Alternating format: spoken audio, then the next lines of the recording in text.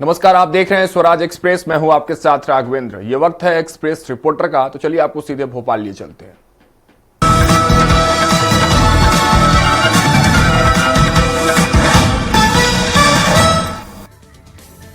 75% से अधिक अंक पाने वाले विद्यार्थियों को मुख्यमंत्री डॉक्टर मोहन यादव वितरित करेंगे लैपटॉप। भोपाल में आयोजित किया जाएगा कार्यक्रम। प्रदेश के प्रतिभाशाली छात्र छात्राओं के लिए शुक्रवार का दिन बड़ा होने वाला है। दरअसल 21 फरवरी को प्रतिभाशाली विद्यार्थियों के बैंक खाते में मुख्यमंत्री डॉक्टर मोहन यादव लैपटॉप की राशि अंतरित करेंगे। राज्य स्तरीय कार्यक्रम का आयोजन भोपाल के RCV नरोना प्रशासन अकादमी में आयोजित किया जाएगा। कार्यक्रम में स्कूल शिक्षा विभाग के मंत्री उदय प्रताप भी मौजूद रहेंगे। यह लैपटॉप वितरण 2023-24 में कक्षा 12 में 75% से अधिक अंक या उससे ज़्यादा पाने वाले बच्चों को दिया जाएगा। प्रदेश भर में करीब 89,710 प्रतिभाशाली विद्यार्थियों को सिंगल क्लिक के माध्यम से बैंक खाते में राशि अंतरित की जाएगी। जिन विद्यार्थियों ने 75 अंक से ज्यादा अंक प्राप्त किया था, उन बच्चों को चिन्हित किया गया है। लाखों की संख्या में इस योजना से लाभान्वित होंगे बच्चे और मुख्यमंत्री डॉक्टर मोहन यादव सभी के उज्जवल भविष्य के लिए लैपटॉप का करेंगे वितरण। भोपाल से एक्सप्रेस रिपोर्टर के लिए संदीप मिश्रा। राजधानी में शिवाजी महाराज की जयंती आज धूमधाम से मनाई गई, जिसमें काफी बड़ी संख्या में प्रदेश के और आम जनता। छत्रपति शिवाजी महाराज की गिनती महान योद्धाओं में की जाती है। हर वर्ष 19 फरवरी को छत्रपति शिवाजी महाराज की जयंती बनाई जाती है। यह दिन भारत और खासकर महाराष्ट्र में बहुत ही महत्वपूर्ण दिवस माना जाता है। यह दिन मराठा सम्राट छत्रपति शिवाजी महाराज की वीर साहस को याद करने का है। उनका जीवन हमारे लिए प्रेरणा का स्रोत है। उनके द्वारा किए गए कार्य और उनकी कुशल रणनीति और युद्ध कौशल की चर्चा आज भी होती है और यह हमारे लिए गर्व की बात है। राजधानी में छत्रपति शिवाजी महाराज की 395वीं जयंती धूमधाम से मनाई गई। इस अवसर पर राजधानी के शिवाजी महाराज के अनुयायियों ने शिवाजी नगर स्थित प्रतिमा पर माल्यार्पण किया। कार्यक्रम में विभिन्न सांस्कृतिक और शिवाजी महाराज के जीवन पर आधारित प्रदर्शनी का आयोजन किया गया। स्थानीय नेताओं और नागरिकों ने बड़ी संख्या में भाग लेकर इस आयोजन को सफल बनाया।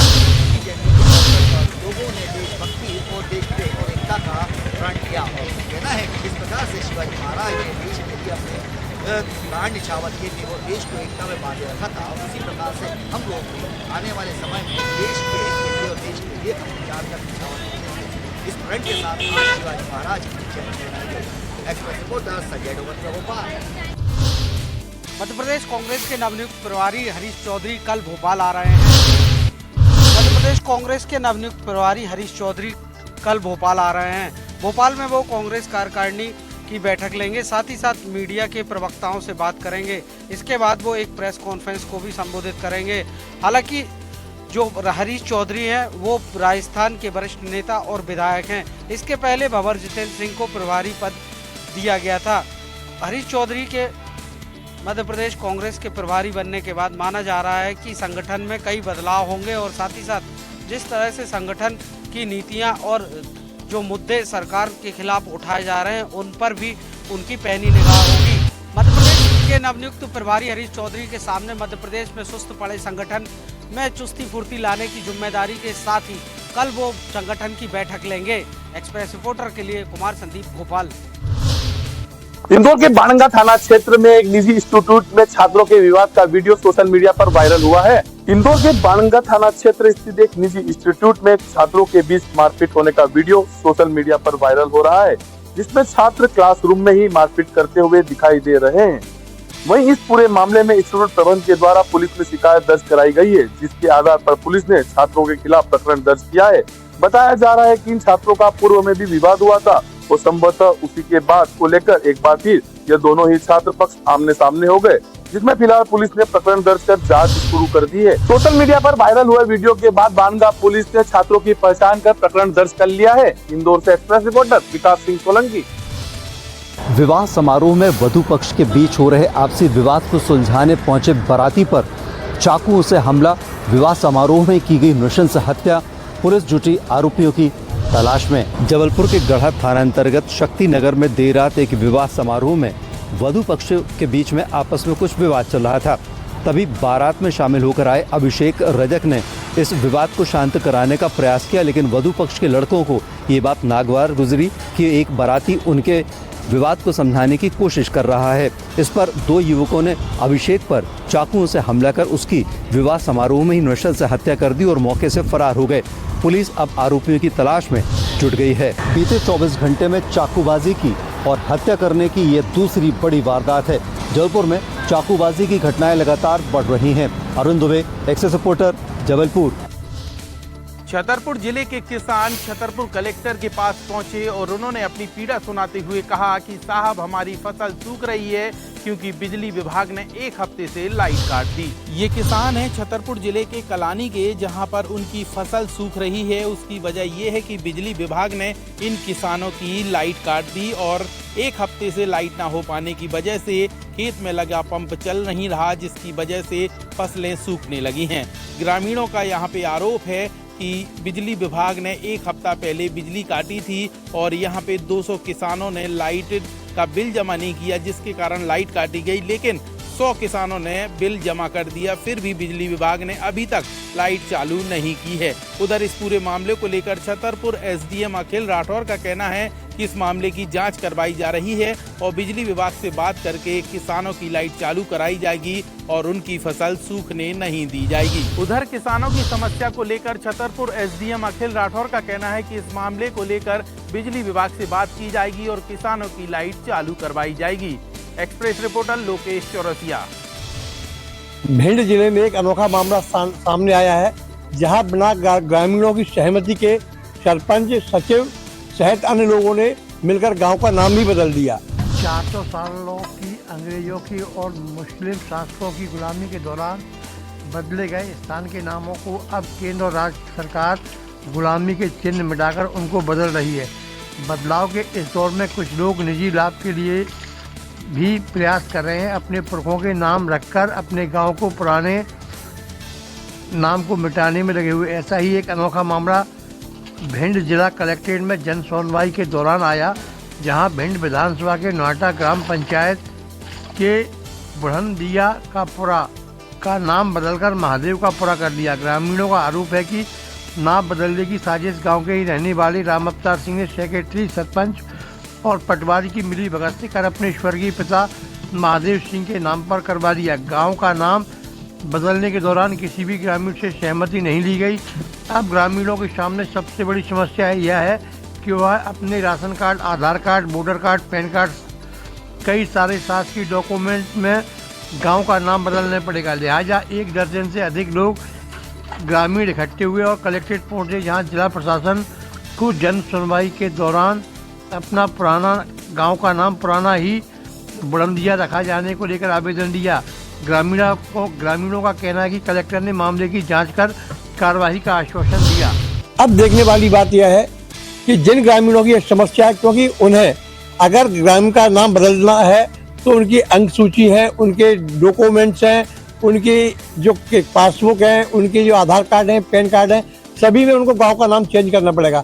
जब तक गांव का नाम चेंज नहीं हो जाता तब तक वह ग्रामीण इसी तरह अपनी परेशानी से जूझते रहेंगे, क्योंकि ग्रामीणों ने कलेक्टर को समस्या सुनाई। अब कलेक्टर इस पर क्या निर्णय लेते हैं यह देखने वाली बात होगी।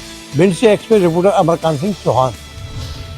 शाजापुर जिला अस्पताल में आज कलेक्टर और विधायक ने एक नई मैकेनाइज्ड लॉन्ड्री यूनिट का शुभारंभ किया। इस दौरान उन्होंने जिला अस्पताल का दौरा भी किया।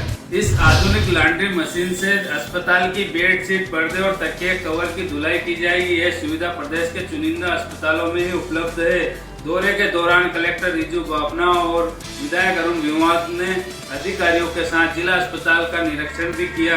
वहीं कलेक्टर रिजू बापना ने सिविल सर्जन और डॉक्टरों को मरीजों को तुरंत और बेहतर उपचार के निर्देश भी दिए।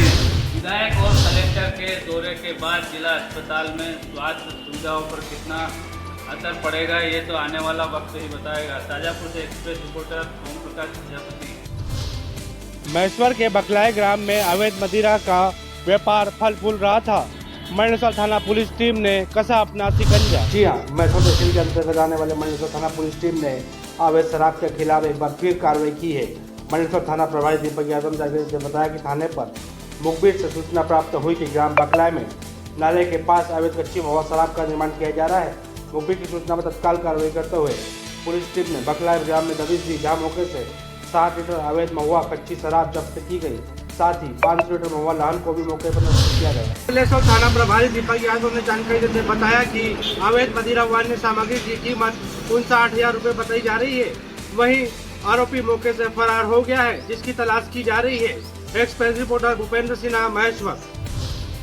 जहां प्रदेश सरकार निरंतर पर्यावरण, पानी, हवा को साफ रखने के लिए निरंतर प्रयास कर रही है और बड़े बड़े बजट पास कर रही है, वहीं कुछ निजी कंपनियां सारे नियमों को ताक में रखकर अपनी मनमानी कर रही है। जी हाँ, हम बात कर रहे हैं सेजवाया पंचायत में आने वाली तिरुपति स्टार कंपनी कई में आने वाले गंदे पानी को अपनी निजी जमीन पर डायरेक्ट पाइपों के माध्यम से छोड़ रही है। पाइपों से निकलने वाले पानी को साफ देखकर अब अंदेशा लगाया जा सकता है कि किस प्रकार से पानी कंपनियां छोड़ रही है और आसपास की ज़मीनों में और यहाँ पर जो होलों उसमें पानी की स्थिति क्या बनी होगी। बता दें, आसपास का जो क्षेत्र है पूरा आबादी वाला क्षेत्र है, जहाँ पे लोगों में इतनी समस्या है इस पानी को लेकर, उनके होलों में पानी पीने योग्य तो बहुत दूर की बात हो गई है, वापरने के हिसाब से भी पानी नहीं बचा है। यहाँ पे कई बार शिकायतें की गई है, पर कंपनियां शिकायतों को नज़रअंदाज करते हुए कई समय से अपनी मनमानी कर रही है। अभी आज फिर एक बड़ी गलती तिरुपति कंपनी की पकड़ी है। एक पाइप है, उसके माध्यम से डायरेक्ट कंपनी से गंदा पानी आ रहा था, बिल्कुल काला पानी आ रहा था, और जैसे ही उनके पास में गए तो उन्होंने तत्काल फ़ोन लगा के उसको बंद करा दिया गया, और जिसकी शिकायत तो यहाँ पे स्थानीय लोगों ने एसडीएम मैडम को की है। अब देखना होगा अधिकारी इस प्रकरण में क्या संज्ञान लेते हो, यहाँ के जो गंदा पानी आ रहा है इसको रोकने के लिए आगे क्या करते हैं। मैं मनीष यादव, पीतमपुर से, एक्सप्रेस रिपोर्टर। हम लोग किनारे बस स्टैंड पर टिकी जालियां बन रही हादसे का कारण लोग गिर कर हो रहे घायल, जिम्मेदार से ध्यान। नए बस स्टैंड पर बनी नालियों की जाली क्षतिग्रस्त होने से आए दिन हादसे हो रहे हैं। एक और घटना सामने आई जिसमें बाइक सवार गिर गए, गिरने से उन्हें हाथ में गंभीर चोटें आई है। बता दें, पहले भी यहाँ दुर्घटनाएं हो चुकी है, एक कार भी फंस चुकी है। गौरतलब है कि न्यू बस स्टैंड पर बनी नालियों के ऊपर लोहे की फ्रेम भारी वाहनों के वजन से अंदर घसती जा रही है, जिसकी वजह से कभी 2 पहिया वाहन तो कभी 4 पहिया वाहन के इसकी चपेट में आने का भय बना रहता है। कई लोग इसकी चपेट में आ चुके हैं। बस स्टैंड के दुकान संचालक अश्विन जायसवाल ने कहा कि बाइक सवार गिर गए थे।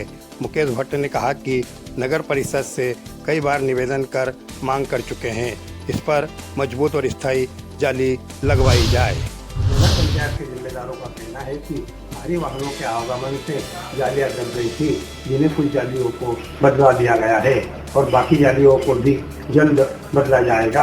अब देखने वाली बात यह होगी कि आखिरकार इन जालियों को कब तक बदला जाएगा या फिर एक और हादसे का इंतजार रहेगा। धर्मपुरी से एक्सप्रेस रिपोर्टर त्रिलोक राठौर।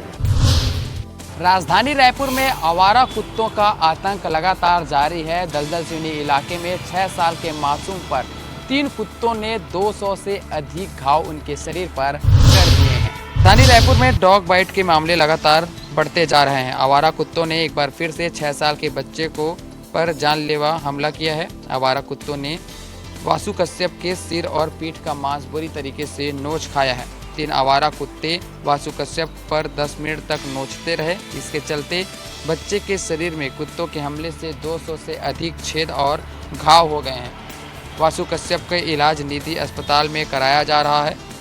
यह मामला दलदल सिवनी के आर्मी चौक का है, जहां पर आवारा कुत्तों के आतंक से कॉलोनी वासी सहमे हुए हैं और अब राजधानी वासी भी इससे सहमे हुए नजर आ रहे हैं। लगातार नगर निगम प्रशासन की लापरवाही इसमें देखने को मिल रही है। नगर निगम प्रशासन लगातार दावा करते हैं कि उनके द्वारा डॉग शेल्टर होम बनाए जाएंगे, लेकिन लगातार राजधानी में डॉग बाइट के मामले सामने आ रहे हैं और मासूम इसके शिकार हो रहे हैं। फिलहाल देखना होगा कि कब तक ये मामले रुकते हैं। एक्सप्रेस रिपोर्टर रायपुर से गोपी कृष्ण साहू। अंबिकापुर में 2 वीडियो सोशल मीडिया में तेजी से वायरल हो रहा है, जहां एक वीडियो में स्कूली छात्र छात्राओं के द्वारा चलती कार में खतरनाक स्टंट किया जा रहा है, तो दूसरे वीडियो में बीच सड़क पर कुछ युवतियां आपस में लड़ाई करती नजर आ रही हैं। दोनों वीडियो अंबिकापुर का बताया जा रहा है। बताया जा रहा है कि बतौली के स्वामी आत्मानंद स्कूल के छात्र छात्राओं के द्वारा फेयरवेल पार्टी का आयोजन किया गया था। अंबिकापुर में फेयरवेल पार्टी मनाने के बाद खतरनाक ढंग से स्कूली छात्र छात्राओं के द्वारा चलती कार में स्टंट किया गया था, जिसका वीडियो सोशल मीडिया में वायरल हुआ था। वहीं दूसरा मामला मणिपुर थाना क्षेत्र का बताया जा रहा है, जहां रिंग रोड में कुछ युवतियां आपस में लड़ाई झगड़ा करते नजर आ रही हैं। वहीं सरगुजा पुलिस ने दोनों वीडियो को संज्ञान में लेकर आगे की जांच शुरू कर दी है। गौरतलब है कि कुछ दिन पूर्व ही अंबिकापुर में स्कूली छात्र छात्राओं के द्वारा स्टंट करने का मामला सामने आया था, जिस पर सरगुजा पुलिस ने संज्ञान लेकर कार्रवाई भी की थी। वहीं एक बार फिर से सरगुजा में सोशल मीडिया में 2 वीडियो तेजी से वायरल हो रहा है। देखना होगा कि सरगुजा पुलिस इन दोनों वायरल वीडियो पर किस प्रकार की कार्रवाई करता है। एक्सप्रेस रिपोर्टर के लिए अंबिकापुर से संजय रजक की रिपोर्ट। छत्तीसगढ़ सहित गौरेला पेंडा मरवाही जिले में पुलिस प्रशासन के द्वारा साइबर जागरूकता अभियान चलाई जा रही है, लेकिन फिर भी भोले भाले ग्रामीण लोग धोखाधड़ी और ठगी के शिकार हो रहे हैं। मैं आपको बताना चाहूँगा कि लगातार जो है पुलिस प्रशासन के द्वारा यह अभियान चलाई जा रही है ताकि ग्रामीण क्षेत्र में लोग ऑनलाइन धोखाधड़ी और ठगी के शिकार ना हो सके। लेकिन मरवाही थाना में एक रिपोर्ट दर्ज कराई गई है, जिसमें महिला को साक्षात भगवान के दर्शन कराने के नाम पर आरोपी ने 1200 रुपये नगद, एक मोबाइल फोन और 2 सोन के कान की टप्स ठग कर ले गए हैं। ठग के फरार होने के बाद कुछ दिन बाद जब महिला को ठगी का एहसास हुआ तो महिला थाने पहुंचकर अज्ञात युवक के खिलाफ मामला दर्ज कराया है, जिसके खिलाफ अपराध दर्ज कर पुलिस जो है ठगी और धोखाधड़ी के खिलाफ मामला दर्ज कर आगे की कार्यवाही में जुट गई है। एक्सप्रेस रिपोर्टर विपत सारथी, पेंड्रा।